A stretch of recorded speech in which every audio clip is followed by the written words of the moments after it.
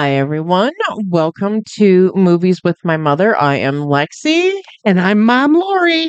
And today we watched Escape from New York. We did. It's from 1981. It's rated R, and it was 99 minutes long, directed by John Carpenter. Yep. And I know we've done Carpenter before. We've probably done Carpenter a few times.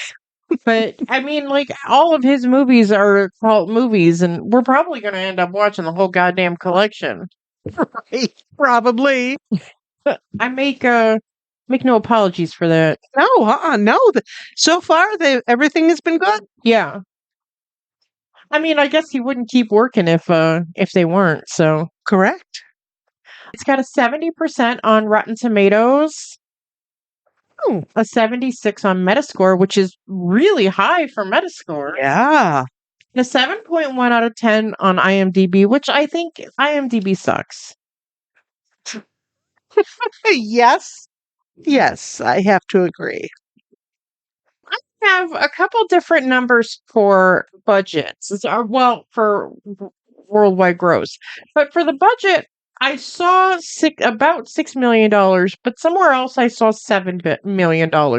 So I guess somewhere between $6 and $7 million. Yes, I also saw that, and it sounds like reasonable.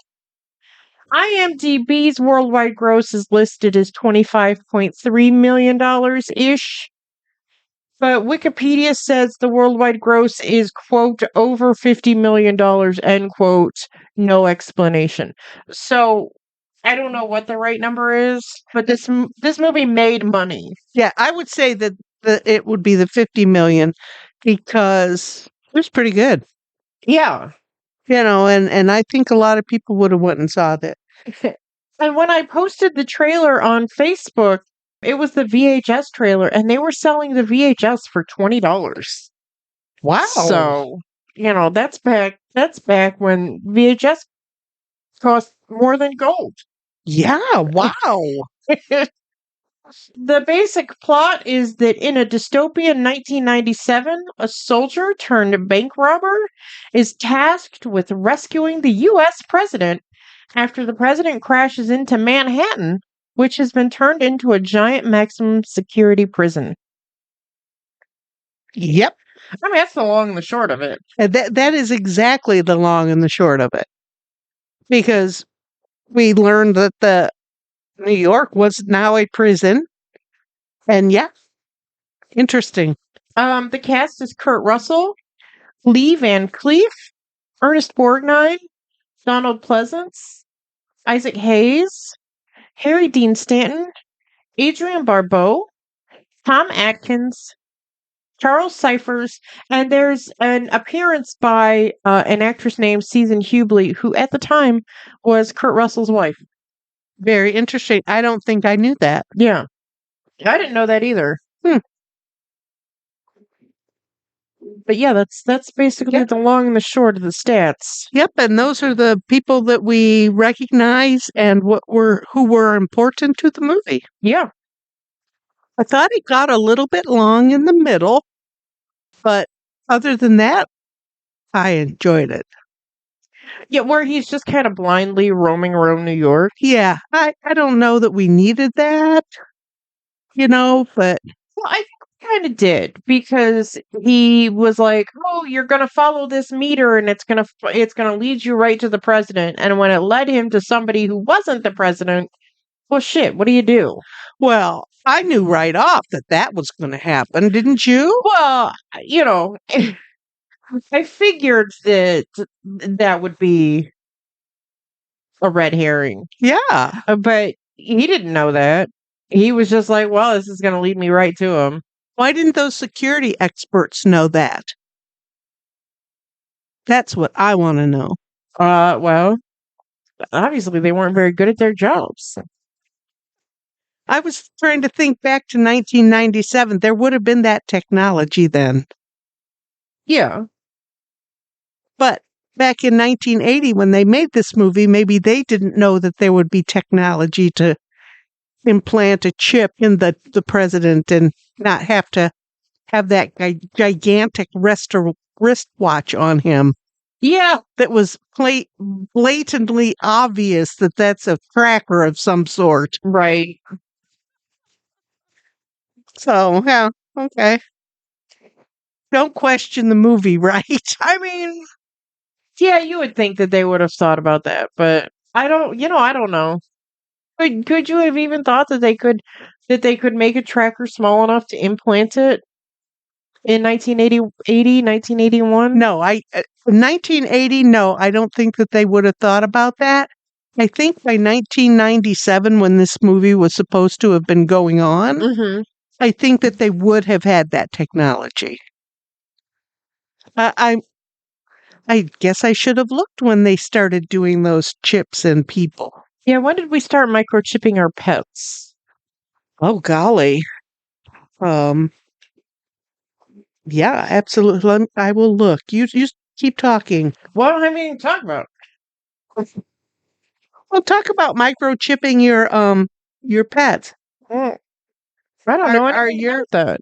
I think Tallulah is chipped, but I don't know if the boys are. I know Reginald Manchego is. Um and I don't know how long has he been with me? He's been with me for 6 years, and he was 6 years old when he got to me.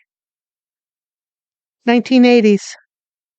Since the first use in the mid 1980s, microchips have allowed innovative investigations into numerous biological traits of animals. So, mid 80s. So, no, they didn't know this technology. That would have all been in development when they made this movie. Well, we'll learn that John Carpenter started writing this movie in the 70s. Oh, okay.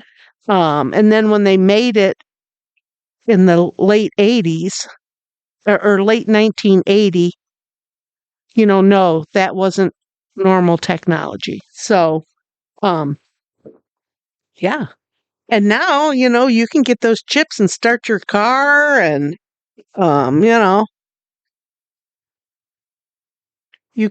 there's a whole bunch of stuff. There's a whole little group of people that, that have done that. There's doing things like that. So, Mm. I don't know that I'd want to do that. No, because that just says that somebody can cut my hand off and steal my car. Yeah, And absolutely. I need Absolutely. that hand. And you can get credit cards and stuff like that. Like you got an Apple Watch or a Google Watch. I mean, you don't need to have a chip implanted. Yeah. If you're wearing a watch that has all that, or your phone. People, use their phone to pay for things now. Listen, we went to the movie store on Alexis yesterday, and somebody was there like, "Hey, do you take Apple Pay?" And they're like, "Yep." And I was like, "What?" Oh yeah, I think you can use Apple Pay just about anywhere. Jeez. Yeah, really, just about anywhere these days. Every retail place I've worked at in the last, I don't know, 20 years has taken Apple Pay. Really? Yeah, and there was the last little bit I was working, they were working to accept Cash App and PayPal and all those things. Oh my God. They had installed at the very end, Rite Aid had installed new POSs that accepted Cash App and things like that. Huh. So, I mean, yes, there is. That's all now. Jeez. Okay. So, I guess there's more and more people who think things like that are better than a bank, which, I mean, it's the same thing. It's just there's no building attached to it. Isn't it? I don't exactly know. I mean, I don't understand how internet banking works. Me either. I don't trust it. Me either. don't necessarily trust my bank. Correct. So, But on the other hand, there's somebody you can go yell at. yeah. If you call your internet bank, I'm sure all you get is AI. Oh, what a pain in the ass. There can't possibly be anybody that's anywhere that could help you, I don't think. Yeah. I don't know. I am not for or against, but I would not use an internet bank. Yeah, I just. You know, why do I have to go to the drugstore to deposit money in my checking account? I don't understand that. Yeah. I don't understand that. Isn't that then making the drugstore the bank? I mean, you would think so. So, whatever. I don't know. I don't know. But this was a very interesting movie, I thought. It was dark and gritty and all kinds of stuff that I guess I like. Yeah. Who knew? And Kurt Russell was a baby? Baby Kurt Russell. And that hair. Oh, that glorious mane of hair. Oh my God, yes. Why do men get hair like that? It's not fair. They get the eyelashes and they get those golden strands. I don't know. It's not fair. Yeah. Not fair at all. So, and Ernest Borgnine was alive. I did not think he was alive at that time, but he was. Well, yeah. He looked pretty good. He was perfect for that part. Yeah. Oh my goodness. Okay, back on track. Where were we? We're waiting on the details of John Carpenter. Okay. Well, like I said, we have Alexis said, we have talked many times about John Carpenter, so I didn't go into a lot of depth about him personally. He is best known for his work with horror, action, and science fiction. In 2019, he was awarded a Golden Coach Award from the French Directors Guild. I thought that was that's interesting. 2025, he got a star on the Walk of Fame. I don't know if I've ever said that. Yeah. But the last couple of people we've talked about have had stars on the Walk of Fame. I think Kurt Russell and Keith David were there with him. Oh, cool. I know Keith David for sure was. Yeah. Yeah. And how many movies? I should have looked at that. How many movies has he done with Kurt Russell? Like 6 or 7. Yeah, he's one of his favorite collabs. So, so yeah, absolutely. I believe that he was there. He has, while you're looking that up, he has made 18 films. He has 26 soundtracks, 1 album, 2 EPs. Do they still do EPs? Oh, yeah. Okay. And he has a 1 single. Cool. So, and it was Kurt Russell and Keith David and who is that? Greg Nicotero. He's an FX guy. oh, okay. Okay. And 2 of his albums are compilations. Oh, that's cool. Oh, wow. Oh, wow. Look at that. But Kurt Russell still has that hair. Look He at that hair. does. Oh, my God. He's got to be close to 80 now, doesn't he? I'm sure. Oh, good Lord. Okay. Well, we hate men who have all that glorious hair. He is 75. I just looked it up. That's nowhere near 80. No, but he he has long hair, but it's not glorious, it's gray. Well, that's fine. Yeah, I mean, he still looks like Kurt Russell. So, that's saying a lot. Sometimes they have a picture of an actor that's old and it's like, oh my God, who is that? But he still looks like Kurt Russell. So, Yeah. So, it was his father who was a music teacher, and I think I told you that. His father was a music teacher, and that's what instilled his love of music and where he got his uh, desire to do the music, which he has done for almost all of his films. He has done the soundtrack for all of them. He's worked with other people, but he's always, front and center there. Let's see. And whatever it means, his movies or his movie music has also moved into the cult realm, which I didn't know that there was a cult faction in the music world, so I can't say I did either. so I thought that was kind of an interesting idea. I didn't really, delve into it, but I thought, I don't think I knew that. I thought either you liked this or that music or you didn't like this or that music, whatever. So yeah, our movie is set in the future, 1997. And it's we have heard the word dystopia many, many times. Have you ever really looked to see what dystopia means? No. It literally means bad place. An imagined place where everything is unpleasant, widely seen as the opposite of utopia. This is a concept coined by, now get this, Thomas More, who was Henry VIII's Lord Chancellor. So he was like his lawyer. Yeah. So that was in the 1500s. Jesus. So when we use that word dystopia, it's from the 1500s, which things like that amaze me. That just amazes me.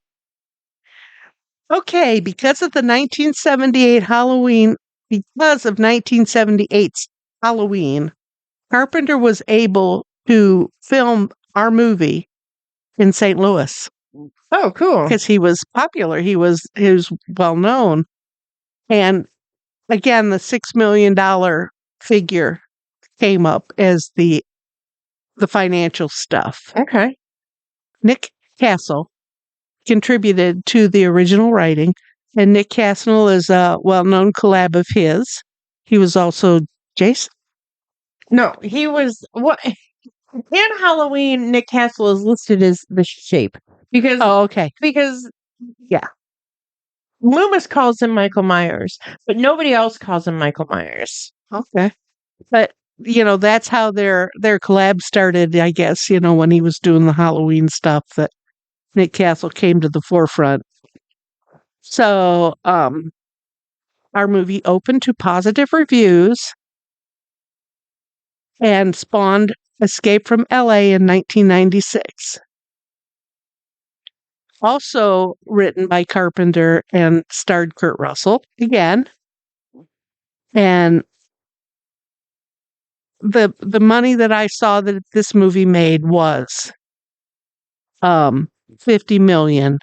But the Escape from LA did not do nearly as well as the first one, which, I believe that. I get that. There was a remake that was scheduled of our movie. New Line Cinema in 2007 got it in a bidding war. So right there tells you there's something wrong if there's a bidding war, that nothing ever good comes out of a bidding war. But by 2011, New Line had dropped it. Then in 2015, 20th Century Fox picked it up, and they thought that they would have remake out by 2022. But by that time, it was no longer thought of as a remake. It turned kind of into a sequel, but by 2026, it still hadn't been made. It still wasn't done. And in development, it was it was like torched because there was a whole lot of problems with all kinds of stuff. There was just all kinds of problems with the movie. And some of it was also plagiarism. Oh. There was some questions of plagiarism that, well, I guess I could go right to that. Round about 2015, when, it was right in the midst of everything, a French court found that there was plagiarism from both Escape from New York and Escape from LA from a movie from 2012 called Lockout. I don't know what that is, but so there was just a whole mess that went around with it, so that it kind of tanked the whole thing. But before that, in between all of this mess with this remake of it, Carpenter was trying to do an anime series in 2003. I thought, oh my God, this dude's in everything, or at least he's trying to be.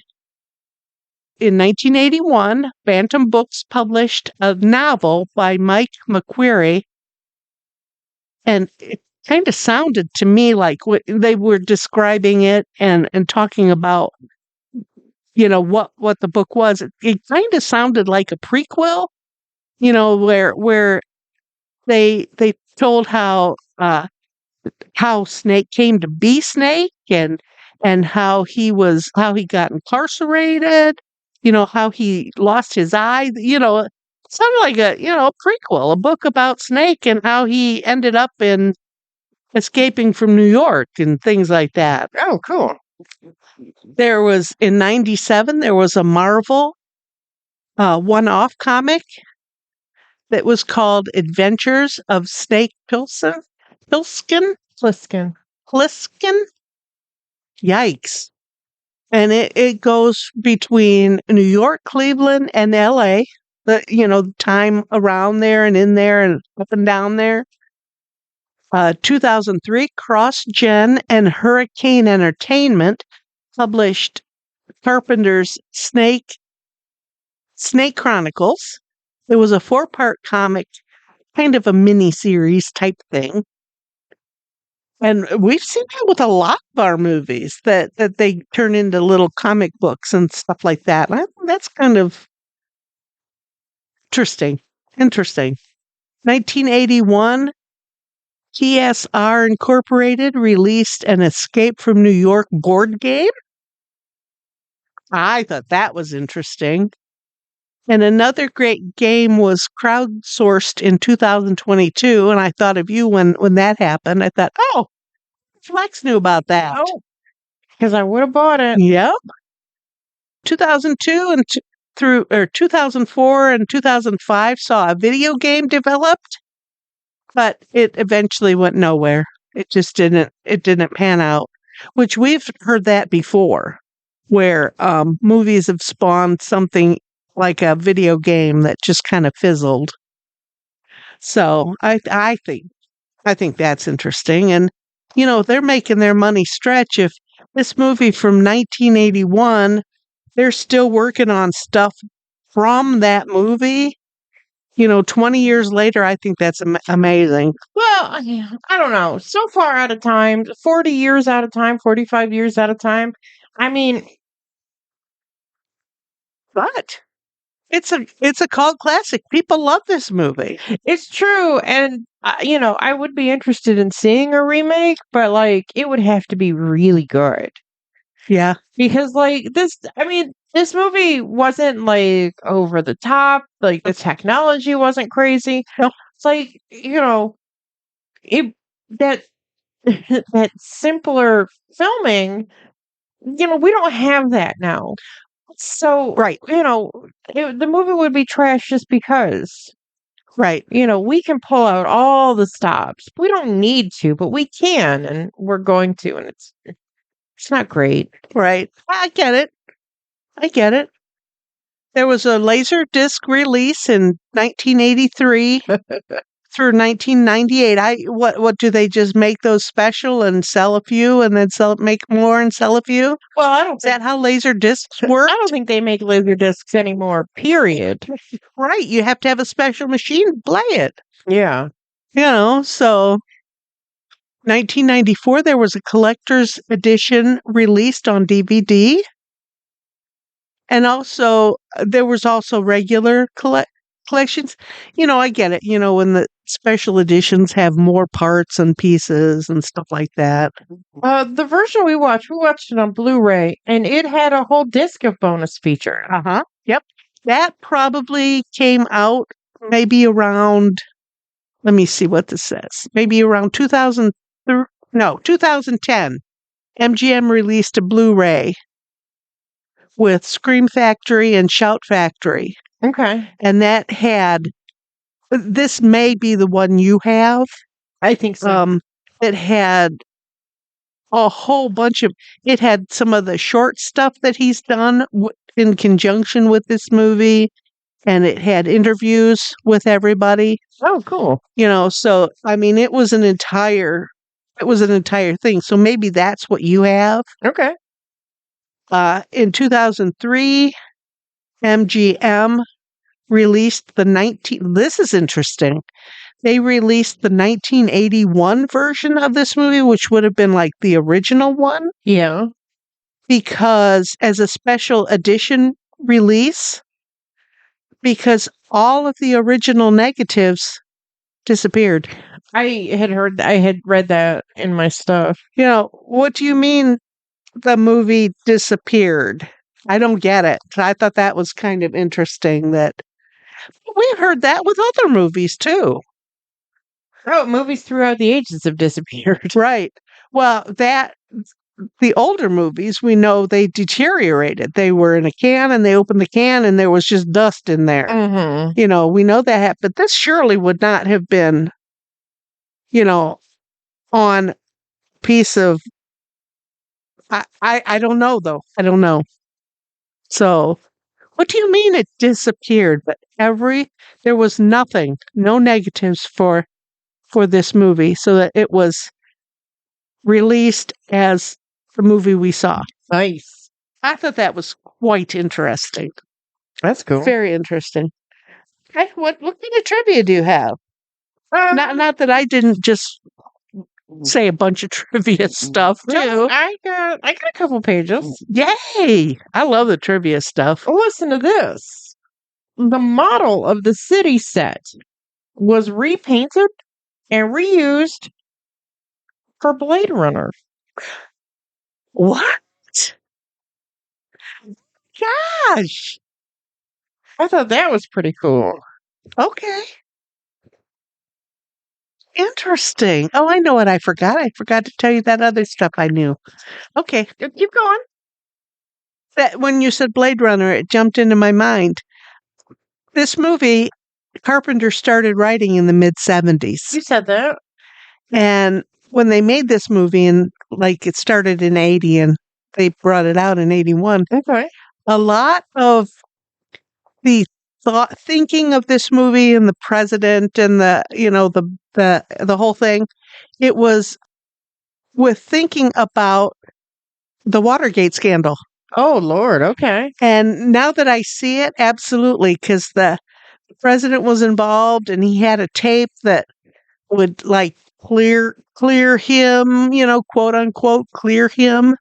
And, and I thought, oh, yeah, that's what this is. That's the tape. Oh. Because when he supposed to play the tape, it was supposed to solve the crisis that was going on. Yeah. So I thought, oh, okay, I get it. Watergate. Yeah, sure. So that's where the thinking of this whole kind of idea, kernel of truth that was in it. Huh. Okay, sorry. Go on. Okay. The opening narration and the computer's voice in the first prison scene, yes, were provided by an uncredited Jamie Lee Curtis. Oh my gosh. Yes, she does. She just has that lovely, plain, no dialect type sounding voice. Yeah. Ah, interesting. The eye patch that Snake Plissken wears was a suggestion from Kurt Russell. I liked it. Yeah, and you could hear this when they were in when Snake was running down the street and the guy was banging on the manhole covers and people were coming out of the manhole covers. Yes. The manhole covers in the film were all made of wood because real ones would have obviously been too heavy. And when the guy was going around banging on them, it sounded like metal, but when they were pushing them off, it very much sounded like wood. Oh, yes, it did. Yeah. Plus they're real super heavy, I hear. Oh, yeah, that sound, that metal on concrete sound. Yeah. You are correct. Okay. I'm gonna get this stuff out of the way. Studio execs wanted Tommy Lee Jones for the role of Snake Plissken. Oh. Based on his prior works, they didn't think that Kurt Russell was right for the role. Because Kurt Russell had played like Elvis and some other like 1950s kind of character Yep. before this, and could he go from like Goody Gumdrop soda shop guy to Train killer. Elvis to trained killer? Right. Yeah. Well, I could see Tommy Lee Jones also in that part. Yeah, he has the right kind of role. I like the right kind of like grizzled older man thing, but like Right. I'm not old, but I'm definitely not young, and I've definitely seen some shit. Oh, yeah. Okay. They also wanted Charles Bronson, but John Carpenter was like, absolutely not. Charles Bronson is way too old for this. My God. Yes. Also, John Carpenter didn't want Charles Bronson because he thought that Bronson might challenge his direction or usurp his authority, and he just didn't want the hassle. Oh, yes. Charles Bronson would have been close to 60s. Yeah. 21? Yes. No. Wrong. Yeah. Nick Nolte and Jeff Bridges were both approached to play Snake Plissken, but were both uninterested. Maybe to both of them. Chris Christopherson was considered but not approached due to the failure of the movie Heaven's Gate in 1980. Oh, no, I don't know. I don't see him doing that part either. Patrick Swayze was also considered. No, too fruity. He doesn't look. He doesn't look tough enough. Where Kurt Russell looks tough. Yeah. I don't think Patrick Swayze looked tough. Yeah, Patrick Swayze very much says white collar crime, doesn't he? Yes, he does. Yes. The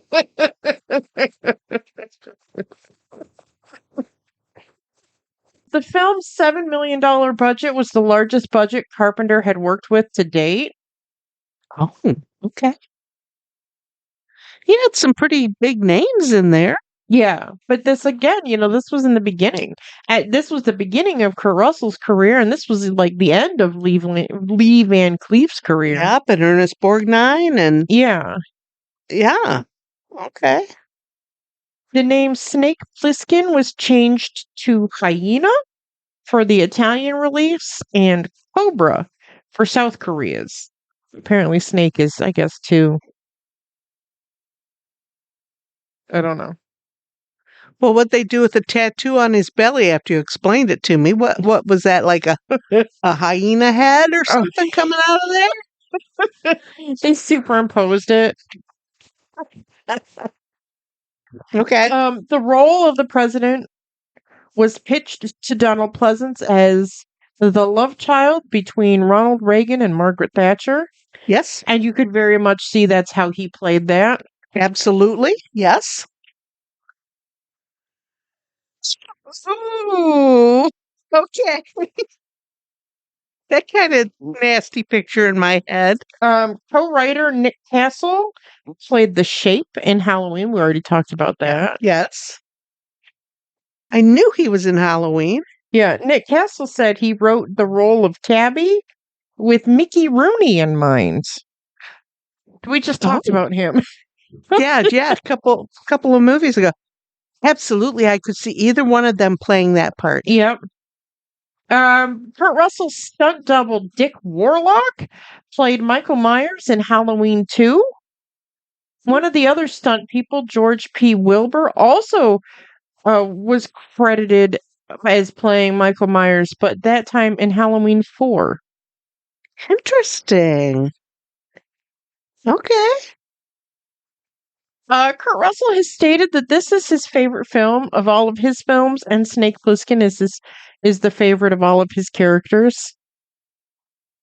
Interesting. And he said that he based his performance on Clint Eastwood, and you can very much see that. Oh my gosh, yeah. Now that you say that, absolutely. Yeah. Absolutely. Cool. The shot where the helicopter flies over Central Park was actually filmed in San Fernando, California, and the buildings in the background were matte paintings painted by James Cameron. Oh my gosh. Yeah. That James Cameron. Oh my goodness. Oh my goodness. Well, we've talked about James Cameron, and didn't he do a lot of paintings for things? I think so. I think we've talked about that. Okay, now do you remember in the movie when they're showing inside of Air Force One and there was the closed door and the man with the gun like beating on the door? Yes. That man was the son of Gerald Ford. No. Yep. Oh my gosh. Was that on the credits? I don't know. The Secret Service agent attempting to break into the cockpit of Air Force One is the son of former President Gerald Ford. Sure was. I knew that he did acting. I remember that from way back. Oh yeah, absolutely. And he kind of looks like his dad a little. Oh, a little bit there. Interesting. That's all the trivia. I mean, there was some paragraph shit that I didn't write down. You know how I feel about a paragraph. Right. Right. Oh my gosh, this kid's name is Stephen Ford is his name. Mm-hmm. His middle name is Megs. You know, like Fort Megs. Fort Megs. Okay. Oh, that's an important fort that's around from what? I don't know. French and Indian War or something? I don't know. But that's an important place around Toledo. Yes. Between Mommy and Perrysburg. Yeah, because Gerald Ford is from Michigan. Yes. Yeah. So, how interesting. Yeah. No, I think all of that's kind of how fun. How fun is all of that stuff? Yeah. But absolutely, I can see those. We say that so often that about someone who's playing this or that part. So many people have been considered to play that part. Mm-hmm. I don't know. Is it when you're talking about it? Is it different than when you've made the movie and people see it? And like, what do you mean? Like, considered? Did they come in and do like an audition, a screen thing, a screen test? Yeah, like and I would love to see all of that. Yeah, exactly. Is it just these three guys sitting around thinking, "Oh, I want Clint Eastwood to do this." No. I want somebody. Just that word. I don't know. I don't know how casting works. I don't know, what the process is. Yeah. And too, something in there has got to be financial. I mean, I'm sure we can't have Clint Eastwood if we've only got, Mickey Mouse money, Right. So Maybe we should do a little research, Lori. Do that. I don't know. Interesting. We did the TikTok without our eye patches. We're gonna have to take it down and redo it. When we were talking about the eye patch just a minute ago, I thought, I wonder if Lex had not gotten eye patches. Is that why we didn't use our eye patches? Damn it!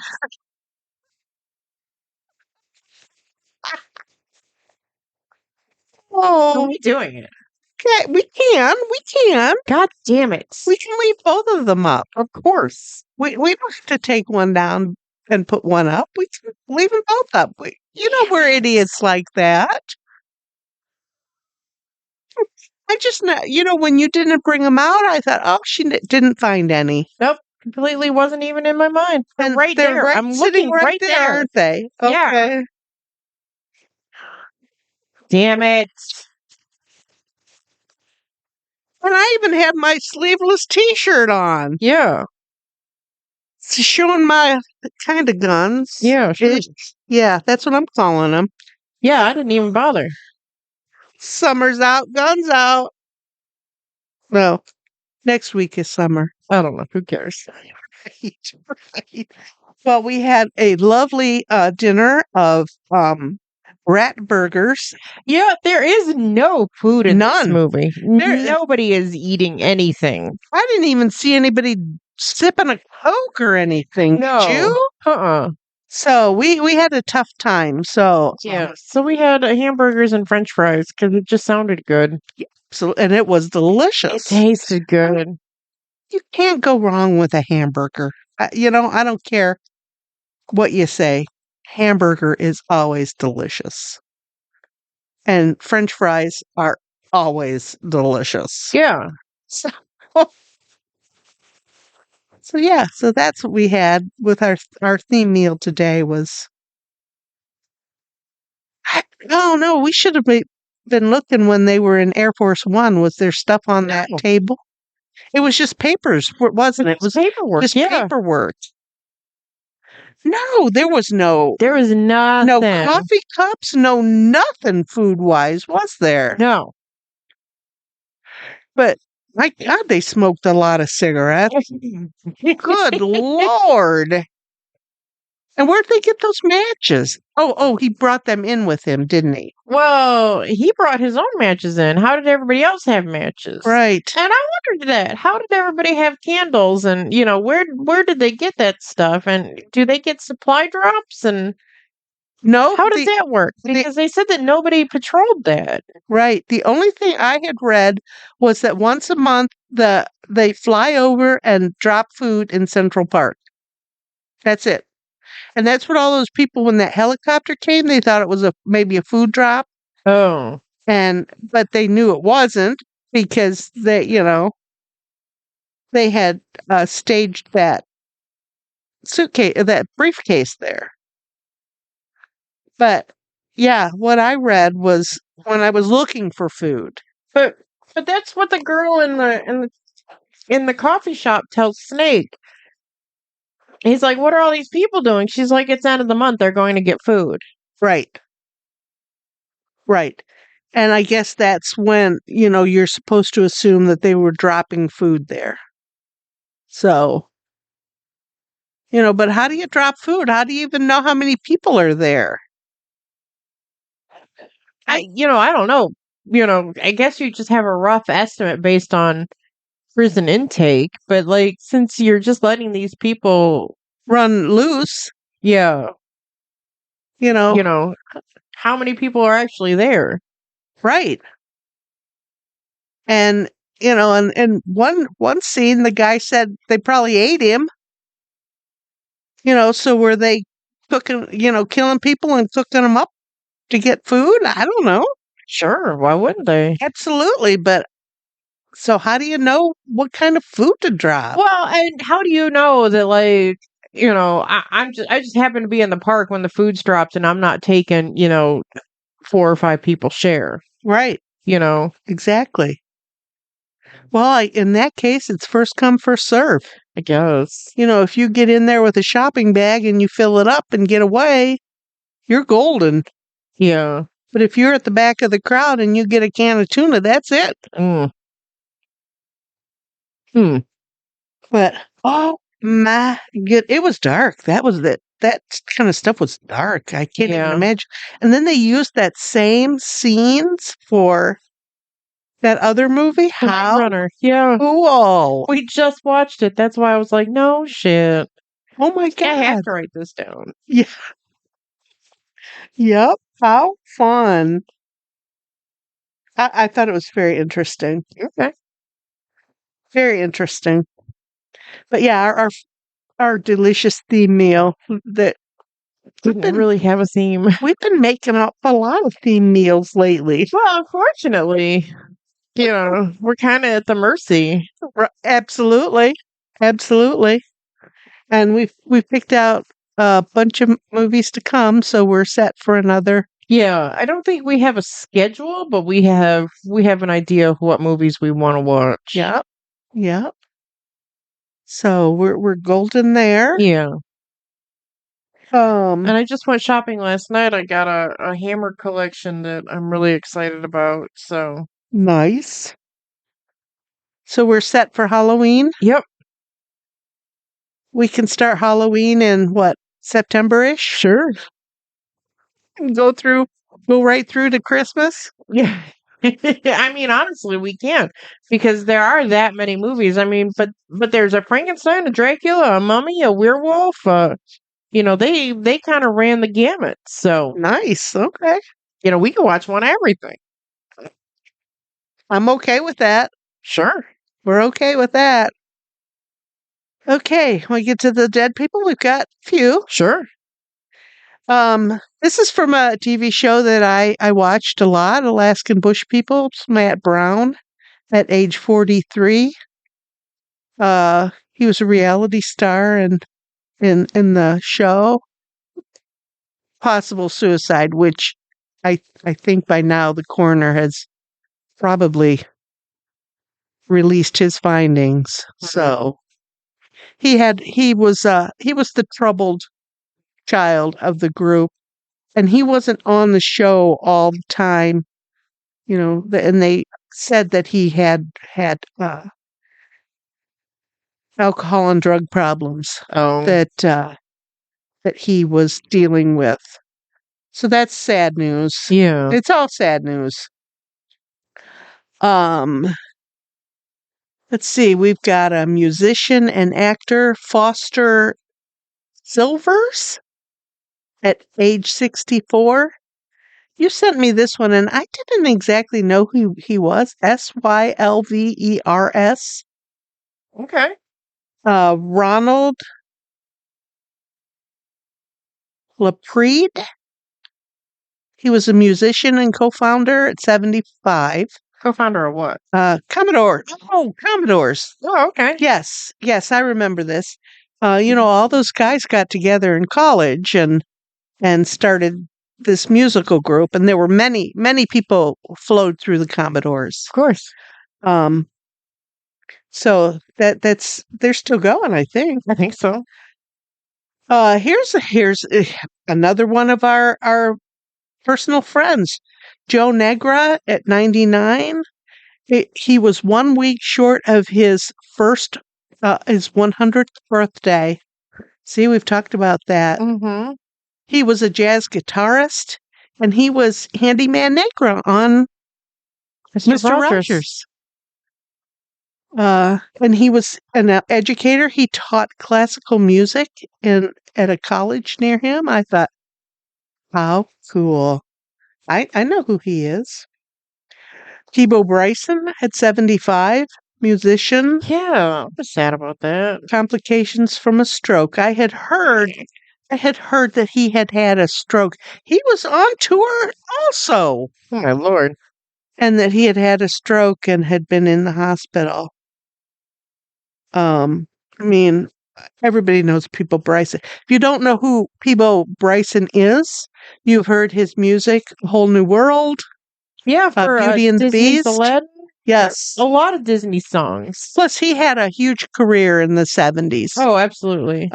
So, I mean, but if you don't know the name, you've heard him because he did a lot of, he had that voice that was perfect for Disney music. Mm-hmm. Anthony Head at 72. Yeah. He was on Buffy the Vampire Slayer. Yep, Buffy the Vampire. The TV show. Yes, the TV. He played Giles, the librarian that helped Buffy. Mm-hmm. And his longtime girlfriend, which I didn't write her name down, died in January. Yeah. Just in January. Yeah. They've been together for upwards of 30 years. Oh. They never married, but still they'd been together. Oh yeah, since 1982. They were together since 1982. Oh my God. Why didn't I write her name down? Yeah, I saw what it was. I can't tell you what it was. I don't believe she was famous. Or maybe if she was famous. She was back just in the 80s. famous in England. Oh, okay. Okay. Ned Jarrett, another NASCAR guy and an announcer at 93. This is a local one, Walt Churchill. Everybody knows the Churchills. Died at 97. He was 37 years in the Marines. Oh my God. He's a well-known grocer. He followed his grandfather and his father into the grocery business. Everybody in Toledo's been in the Churchills. Oh, yeah. And it didn't say anything if there were more Churchills to come, but I don't, whatever. Well, he said that in like 2019, the ownership structure went from family owned to employee owned. Oh, good. I'm glad to hear that. Yeah. So I don't know if there's going to be any more Churchills following. Right. I think there's only the two stores now. The one in Perrysburg and the one in Mommy, right there on what is that, Briarwood? That doesn't like sound right, but yeah. Right off the expressway. Right off 475, yeah. Yeah. Yeah, I think those are the only two stores left. The one in Perrysburg is real nice. We've been there recently. Oh, gosh, yeah. When I worked in Perrysburg, I would run over there all the time to pick stuff up. Yeah. Because it's convenient and it was easy to get in and out. Oh, I don't know now that Costco is open and that whole mess on the highway. We went on a Sunday morning right when they opened. Oh, okay. Okay. So, yeah. That's when we like to get in and get out. Yep. Yes. Stacey King at 59. He was an NBA center and turned into a sports commentator. And he died possibly from a fall at his home. They didn't really know that they found him on the floor in his home. And they think he must have had a fall. So, Jesus. My God. And then this was a blast out of the past. Oh my God. When I read this, Gene Shalit from the Today Show, he was a film critic. And just guy on the Today Show. I've watched him a million times. At 100. Well, first of all, you 100% would know who Gene Shalit was if you saw a picture of him. Yep. Be like, oh, that guy. Yeah, that guy. He had a round face. He had a great big mop of like afro hair and this gigantic caterpillar of a mustache. Oh, yeah. You'd know him. If you saw him, that guy. That guy. Yep. Yep. But I was shocked to hear he was still alive. Me too. And his birthday was just last month also. Oh, my goodness. So, there's something to that dying around your birthday thing. That's scary to me, but yeah. But he said he wasn't. He was a careful film critic. He said that too many critics gave the story away. Oh. And I thought, you know what? You're right. I never remember him like giving the gist of the movie away. But he was more of an everyman type of critic. Yeah. You know, you could trust what he said about a movie because he was just a normal guy watching a Yeah, movie. you could tell he wasn't getting paid by anybody Right. to have an opinion, and he wasn't like Siskel and Ebert, who were Right. just assholes. Right. And he said if he didn't like a movie, I said I didn't like the movie. But he always said, go watch it yourself. Yeah. Go see for yourself if you like it or not. So I always liked Gene Shalit. I thought he was funny. It was always a nice time on the Today Show because I was a Today Show person. I really liked it. Yeah. Really liked him. So yeah, that's what we have for dead people this time. Holy cats. Yep, not too many, but not a short list either. And weird stuff. Like I said, it's either young people or old people. There's nothing in the middle this time. Yeah. Nothing in the middle. So Weird. just weird. But these longtime people that are, you know, like gosh, it just seems weird to me that so many. But it's because I'm old, isn't it? Maybe. I was just talking to Blythe about that the other day. That we're at that age when people we know are just dying. Yeah. You guys are in your 40s and I'm in my 70s now. And it just seems that everybody we know is old. Yeah. So, yeah, strange. Strange. And this weather's going to kill us. Oh my God. It's either burning hot or freezing cold. I can't imagine all of these people coming from all over the world to come to America now that it's like blazing hot here. What are all those people that sitting in these stadiums thinking that it's, golly, it's 90 degrees here already. Yeah. So I can't imagine that. I can't imagine why people would want to come here to see the World Cup. Right. I mean, I know that football is a huge thing. The world over, but this is not the time to come to the U.S. No, and don't most people all around the world know that the U.S. doesn't know soccer? Like we do have a soccer team, but And we have pockets where soccer is huge, but just the everyman don't know that we're soccer fans. yeah, and not only is it that it's in America. The president doesn't want anybody from other countries coming here. yeah. That's kind of why I was just like, if I were FIFA, I would have been like, yeah, we're gonna go ahead and move it to a different country. We'll come back to the U.S. some other time. Yeah, and the fact that it's not just in America; it's in Mexico and in Canada. It's in the Americas. Oh, The very first game that was played in Mexico. oh, okay. And I thought it was all just here in the U.S. No, no, because they wouldn't let the Iranian team into America. Iran, Taliban. Is that where they're fighting right now? Taliban's not a country. We're terrorizing Iran right now. Iran. Okay, they wouldn't even let them into the country. They had to play in Mexico. They had to start their stuff out in Mexico. Well, they're staying in Mexico, not in the U.S. Did the U.S. not let them in, or did they say we're not coming to the U.S.? Well, Because I honestly I can see both. I can see both sides. But honestly, if you're telling me I can go anywhere but the U.S., going to go anywhere but the U.S. But if they win in Mexico, which they did, they have to move up, or and those games are all over the place. I don't know how it's gonna work. I don't know either. But it's crazy to me. But yeah, I saw a guy on TikTok talking about Celsius. He was saying, it only gets up to like 20 Celsius in England or Scotland or wherever he was from. And, that's hot enough for them. And I'm thinking, I looked it up and I thought, oh, it's 90 degrees here. So that'd make it like 40 degrees Celsius. I think like 20 degrees Celsius is like 70 degrees. 70, yeah. Yeah. And And I looked at the temperature here in Toledo.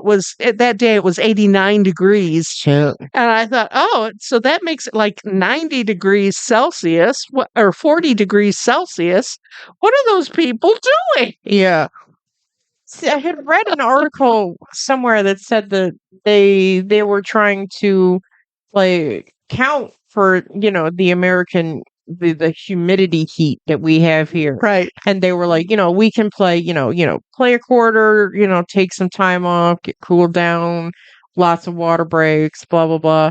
The players were like, I mean, why can't we just play a game? And they're like, it's like hot as shit, right? That's why they've been coming to the US for the last, 3-4 months so they can get acclimated to it. Yeah. But oh my gosh, some of the stuff on TikTok is hilarious. There was another guy from South Africa, a white guy from South Africa. He was out on the street by his hotel walking up and down. It's midnight. If a truck was driving that slow in South Africa, they'd empty it out from the back. Oh my gosh. Yeah. My God, what do they think we do here in the US? I mean, honestly, I think that they think that's how we live here. I guess. Because honestly, it's kind of how we do. Well, yeah. But he kept, I thought, oh my God, he keeps saying, I'm a white guy on the street. And I'm thinking, why is he saying that? And, oh, he's from South Africa.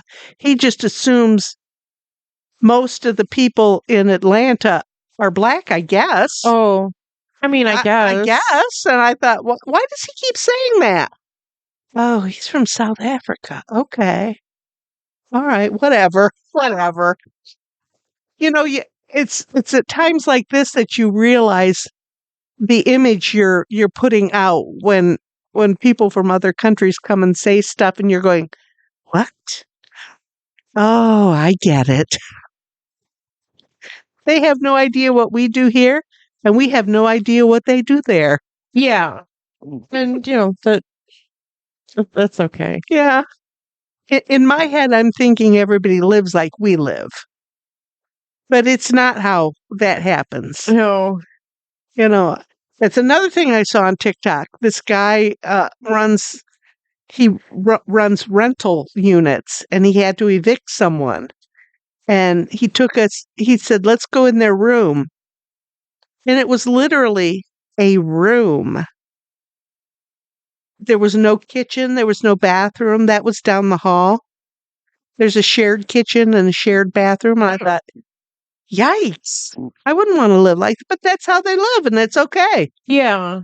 I used to be friends with a guy who lived in like a communal living space like that, where he had his own room and he had a bed and like his like music and stuff in there, but like there was a bathroom down the hall, there was a kitchen upstairs. Okay. And if you wanted to contribute to a group meal, cool. And if you didn't, that's cool too. Just clean up after yourself. Yep. Yes, that's what the guy said. And I thought, isn't it funny how, I just assume everybody lives like I live, Mm-hmm. Well, no, everybody doesn't live like I live. They don't all have a separate bed and a bedroom and a separate living room. It's sometimes the same room, and that's okay too. Yeah. I don't know. That's weird. I don't know that I could live in a studio. Mainly because I never make my bed. So, I think if I lived in a studio, I would have to make my bed every day. Oh, well, I read somewhere like that it's more hygienic not to make your bed. So, Air it out. Yeah. Yes, that's what I'm doing. So like the bacteria doesn't get a chance to like fester under the blankets. I get it. That makes all kind of sense, doesn't it? Well, I was excited to see that because I'm not making a bed. No, I mean, I know a lot of people that's important to them, but it is not important to me, and I handed that right down to you. Yeah. I do not entertain in my bedroom, so I don't, want to have my bedroom looking perfect all the time with the bed made and stuff. I make my bed once a week. When I change the sheets. Right. Right. Make the bed, then get in it, and then it never gets made again. Right. Although, it's close to the bathroom, so sometimes I do pull the covers up so it looks like I made the bed. It's not really made, it's just the cover over the top. So don't think I make my bed if you're coming over and you see the cover on it. It's not. Yeah. Okay. That's fair. Just cover on it and make it look right. And I moved my laundry basket out of the view of the bathroom hallway, so you don't see that I still haven't folded my laundry and put it away. Laundry that I did like 3 weeks ago is sitting next to you. That's okay. When you were coming over to my house this week, I collected all the laundry from Laundry Mountain, put it in the basket, and took it in my room. I noticed that the one chair was suspiciously empty. Yes. And I was just like, Uh-huh. I hope she didn't like clean for us. Yeah. Because like I did. I put it all in a basket. you're very silly. You're very silly.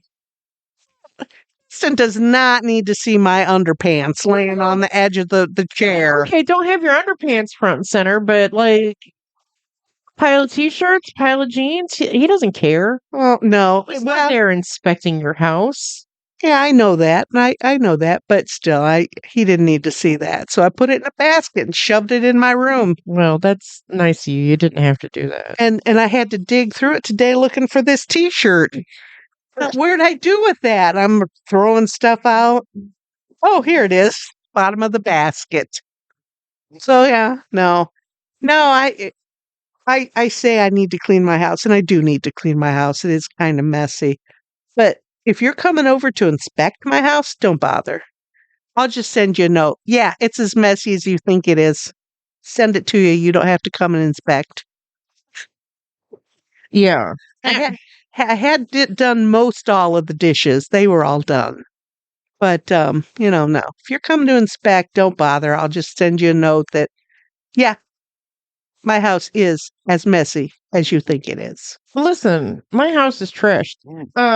But I don't care. No, I live here. And I get to choose the way I live. I mean, this isn't exactly how I want to live. It's like it's a little much on the much for me, but Well, right now, the amount of movies you have in here. Wow. well, and it is that eternal struggle that two people live here, but each person thinks that the other person is responsible. Right, I get it. And because he just flat out just thinks that I should be doing everything. I don't do anything. I get it. And that's the only good thing about my house is it's me. Because you got me fucked up. You're gonna make a mess, and you think that I should be I'm the only one that gets to take care of shit like that? No. Right. No. So when the dishes in my sink start smelling bad, I have to go do them because it's my business. Well, I will say I am the only one living. He has been doing the dishes. Nice. Which has been extra sweet because I have been cooking a lot more. Yeah. So absolutely. I cook every day, but I've been working out things that like the hamburgers we had today. I put them on a baking pan with foil, and I never have to do dishes. I don't have to clean out that frying pan anymore. Yep. And I'm okay with a baked hamburger. I think it tastes just as good as a fried one. Yeah. So, and I always like you said, season it up. I do that. Sometimes I put on the bottom of the pan when I'm making it, I'll put a little bit of oil. Because I always use those, the little bit better hamburgers. Mm-hmm. And then I'll put diced onion that out of the jar on the bottom, and then put the hamburger on top of that. Oh my gosh, that just gives your hamburger a whole different angle. Plus you get those little hard bites, kind of. Sure. I love it. That's that's the only thing I do different with my hamburgers. I put a little of those dehydrated onions. Okay. So, but I don't even do that all the time. I put meat seasoning, I put onion, I put garlic, I put pepper, That's how I seasoned Yep. the I keep stuff right there on the counter. Sometimes I put ranch dressing powder on it, like that. And I have discovered that tahine stuff that you've seen, Oh, yeah. I wondered what that was, so I went out and bought some of it, and that is pretty damn good on a hamburger. Really? Strangely enough. Okay. Yes.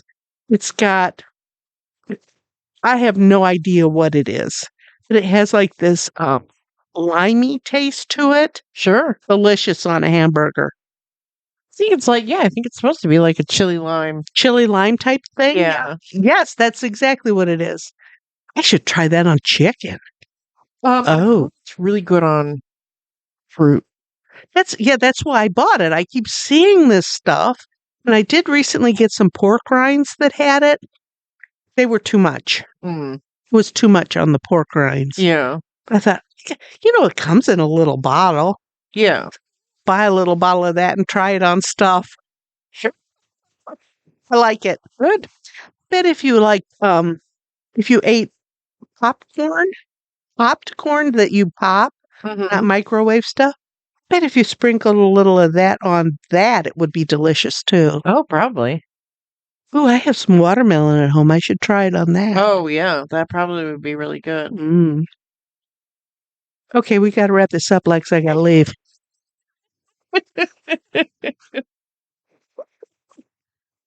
That's my world.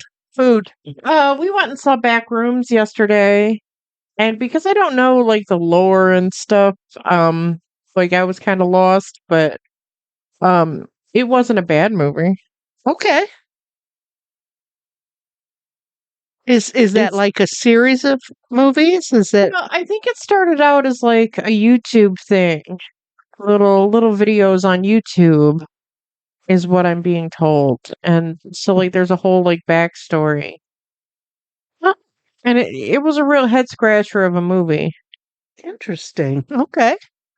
Was it a head scratcher because you didn't know the backstory, or? Yeah, I think so. I Okay. think if I had known the backstory more, I think I would have like understood it better. Yeah.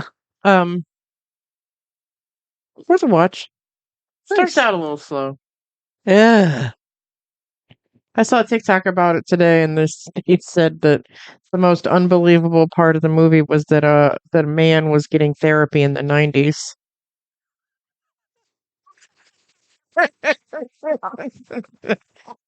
Oh no. So Okay. that doesn't give And anything what's it away. called?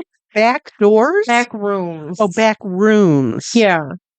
It, this it kind of focuses at the beginning on a man who he's running a furniture store. It's not good furniture. He's not in a good place. His whole life just kind of sucks. And I think you're supposed to think that he's living at Oh, the because he's not store. doing so well. Right. He has to live at his place of business because he doesn't have a home. Well, you find in therapy that his wife kicked him out of the home that he owned, Oh, and he's very resentful of that. okay. So you get the feeling that he doesn't have a home aside from the store, Okay. Okay. and he's wondering why his utility bills are so high because the lights are flickering on and off all the time, and this floor's lights are on and this floor's lights are off, and it's just he can't it doesn't like make sense. It's not making sense. Sure. And he's in the store one night, and the TV goes off that he's watching, but lights are coming on, and he's like, what the hell? So he goes downstairs to the second floor of the store, and he's playing with the breaker box, and he sees it looks like a seam in the wall that isn't there. And he finds that he can go through the wall at that point into a room. And he's like, okay. So he's walking around this series of rooms. It's just like this labyrinth. Ew. And, there may or may not be something in there with him. Yikes. And then he brings other people to the back rooms. It's a whole thing.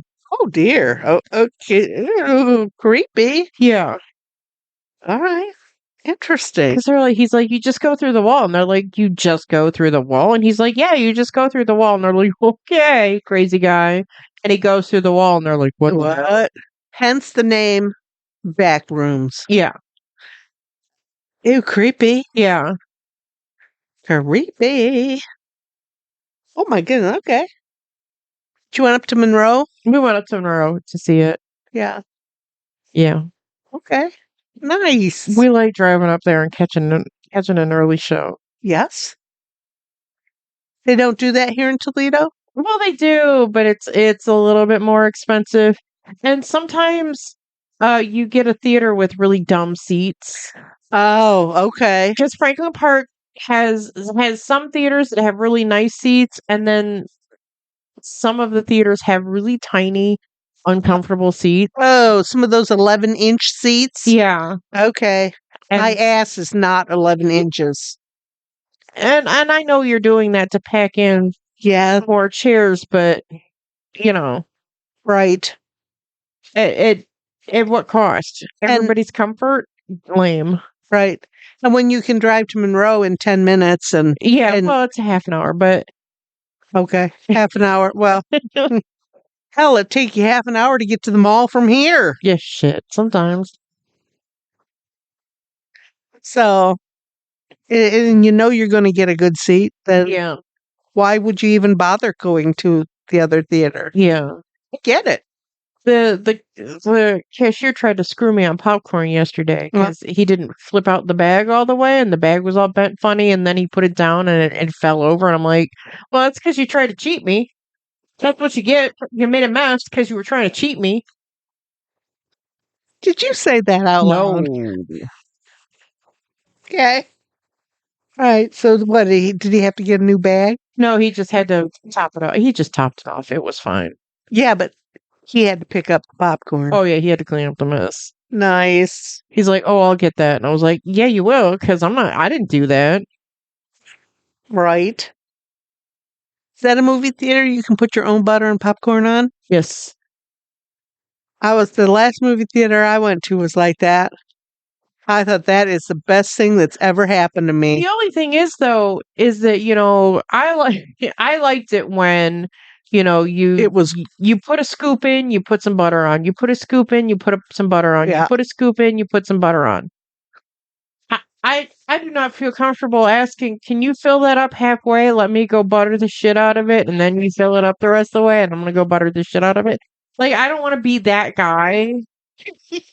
Right. Because I don't know if they would do that. I doubt they would, because the butter's the expensive part. I don't know. That flavoring is the expensive part. The popcorn is cheap. That's why I don't understand why they charge $10 for a box of popcorn when you've got, 5 cents worth of popcorn in there. Right. So it's the salt and the butter that they put on that is expensive. Yeah, so yeah, but that's fun. Then you can put a lot of salt and shake it down, and the salt will go all the way to the bottom. Yeah. Well, I figure if you can kind of like massage like a hole in the bag, like from the edge, a gap between the popcorn and the edge of the bag, you get if you can get the butter in that, I understand, that space, it'll flow down. Yep. Nice. It's a whole science. I know. Yeah. An icy and a box of popcorn. Oh, how wonderful. Yeah. I'm going to have to stop and I wonder if Sonic's open yet. They had a fire. They did have a fire. I don't know. Because I could use an icy right now. Oh, yeah. I saw that. And hey, speaking of Sonic, Trader Joe's. Yeah, that's exciting. And Nordstrom Rack. I'm stoked about that. The only thing is, It's going there in Secor. Yeah. You know how bad Secor is now. Central's Trader gonna get even Joe's? worse there. Oh my God. Yeah. That's the only thing that gives me the bads is right there. And that has been a mecca of shopping for as long as I can remember, since I was a little kid. You know, if your family was going over to Sears, Yeah. that was a big deal. Yeah. You'd load in the station wagon and you'd head over to Sears and it'd be a day. Yeah. You could buy candy there, you could buy popcorn and nuts. It was a whole day. So, I mean, since I was a little kid, that's been like that. But you know, is it going to work because the Whole Food across the street's closed? That's not the Whole Food wasn't there wasn't a Whole Food there. What was it? It was it was up Secor more. Right. Yeah, okay. They're I'm thinking the wrong across the street. um Yeah, the Whole Foods did close. so, you know, what's that kind of say for that area that because that's kind of the same type of market, don't you think? The customer that shopped at that store? No, is that Whole Food? What's the name of that? It was Whole Food. No, right there across the way on No. Central is Fresh Market. Fresh Market, yes. Yeah. And there's always people in there. Yeah, Justin loves that place. But they come out of Costco and go right into Fresh Market. Yeah. You don't even have to move your car Yeah. because you can shop both places easy enough. But no, I'm talking about the Whole Food that was down by Barry's. Yes. Yeah. Yes. You know, that's the same kind of customer that was shopped there. And I'm a little concerned, why didn't that store make it? Well, Is it Trader Joe's gonna? I feel like Trader Joe's has a little bit more mass market stuff, and it's not just organic this, organic that. To be perfectly honest, I was never in that store, so I don't even know what they had in there. They didn't have, you couldn't buy just regular Oreos. That was a definitely upscale grocery store. You had to get, whatever organic, okay, stuffed O's you could get. Okay. You couldn't get Lay's chips. Oh, well then no, I wouldn't have shopped there. Yeah. No. I am not a fancy chip person. I like a Lay's. And if I'm going to eat a cookie, I want it to just be a plain old cookie, nothing organic or you couldn't fancy you couldn't get a Chips Ahoy there. Oh, forget it. No, that's why I was never in there. Yeah. Okay. So, all right, that explains it then. No Kraft Mac to be had. What? So I feel like Trader Joe's has a little bit more of that type of shit. Yeah. Mixed in with the Trader Joe branded stuff. Okay. I went to that Trader Joe's in Nashville and I was very impressed. Yeah. I think if that were here, I think that I would go in there on occasion. Yeah. Because they have different things. I thought that their vegetables that day were kind of comparable to what vegetables are at the grocery now. Mm-hmm. When you walk in and there's the vegetables, you got to look at them. Just kind of wonder what it's going to do to somewhere like Fresh Thyme over here. Oh. Where they do have a good selection of like organic weirdo stuff and the mass market bullshit stuff. Yep. So I wonder what that's going to do to them.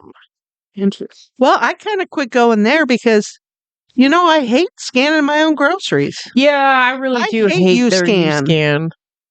And, when you take out your cash registers and just have U-Scan, that tells me that you don't want me shopping there. Yeah. So I've kind of quit. I can't say I've been in there in the last year or so. We only go in there once in a while. I think we've only been in there one or two times this whole year. And that had been one of my major shopping places. Yeah. And that U-Scan, I avoid U-Scan at Kroger. I avoid it at Walmart. If I don't have to go to a U-Scan, I will not. Yeah. I will wait in a line. because I hate, I'll shop. I don't mind that. I'll load my cart up. I'll unload my cart onto the belt, but I don't want to be ringing it up. Right. So, I hope it's not that. Well, no, the I don't Trader know. Joe's I was at had 3 little cash registers. I don't know. I guess we'll find out. Yeah. Yeah, it was like the old grocery stores we used to go to where you'd drive your cart up and they'd take the stuff out of the cart, scan it, and then put it on a belt at the end instead of in the front. So that was fun. Yeah, that's how Fresh Market works. Yeah. Okay. All right. You hand them the cart and you just kind of move out of the way so they can scan it and bag it up and tell you how much you owe. Yeah. Nice. Okay. Yeah. Well, I'm kind of looking forward to it. I enjoyed that Nordstrom rack we've been in. Oh yeah, that was fun. Yeah, I don't know how it will be here in Toledo. I mean, it'll be a junk store immediately. I think because so. We're Like garbage people. like Burlington has turned into. Yeah. What a mess. I haven't been in there in years either. I've never been in. Oh, I went in there one time and there was so much shit in there that you could not. If you wanted to look at clothes, you had to park your cart on the edge and walk into the clothes because they were so tight you couldn't even walk your cart down there. Oh my God. No, I don't know. Too much shit. And it smelled funny. Yeah. So, no. I hope it's not that, but I'm kind of excited that we're going to get a Trader Joe's. Yeah. There was also a couple of other things that Sierra Trading. That's I looked it up. Remember when we went to Grand Rapids and we went to the TJ Maxx and stuff because I had never been in a TJ Maxx before. Well, Sierra Trading is like TJ Maxx but for like luggage. Oh, interesting. They had one next to the TJ Maxx in Grand Rapids. Interesting. Okay. Yeah, and with TJ Maxx being like right over there, it makes sense that those stores are going there. Yep. Yep. And I didn't know what the Dick's thing was, and it sounds like it's like a little specialty part of Dick's. Yeah.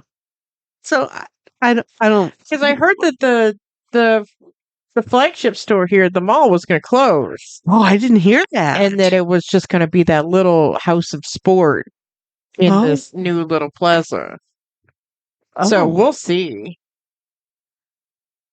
Oh my gosh. Freedom Park is dying. Yeah, it is. They can't keep a restaurant there. They have 3 restaurants there on the outside, and only one of them's really still working, isn't it? I think just Don Juan's is still there. Yeah. And so who knows how long that's going to stay there? Right. No, I have not been inside the mall. I occasionally go over to Penny's, but gosh, I haven't even been inside Penny's since before Christmas, probably. Yeah. So, and I haven't been to Dillard's in a million years. It's not Dillard's anymore, is it? Oh, no, it's still Dillard's. Is it? Yeah. But Macy's is gone. Yeah. All the bookstores are gone. Yep. Forever 21 left. Yep. Both the restaurants on the backside left. Yes. Yeah, I mean, people don't shop that way anymore, I guess. I do buy a lot of stuff that gets delivered to my front porch, so even I can't say that I go. Yeah. But, there's times when I want to look at stuff before I buy it. Right. And it sucks to go to the mall because it's overrun by kids. Yes. Unaccompanied minors that are just out of their minds. Right. Have never been in public before. Right. And they say there's restrictions, there's this none. and that, but who's gonna apply those restrictions? Yeah. You can't detain a shoplifter in a store. How are you going to control uncontrollable children? You know, Right. there's nothing to that. Right. So you're right. Why go to the mall and why get that hassle? But still, I don't have my own kids because I didn't want to deal with that bullshit. You think I want to deal with other people's kids? Absolutely not. that's even worse than your own kids. Oh my God. Listen, I don't like other people's kids. I like mine. Yikes. All right. Crazy. Okay, where are we? Are we rambling? We are. Let's go ahead and reshoot our TikTok because I'm pissed off that we forgot the eye patches. All right, we can do that. All right, we'll be back in a couple weeks with something. Okay. Bye. Bye.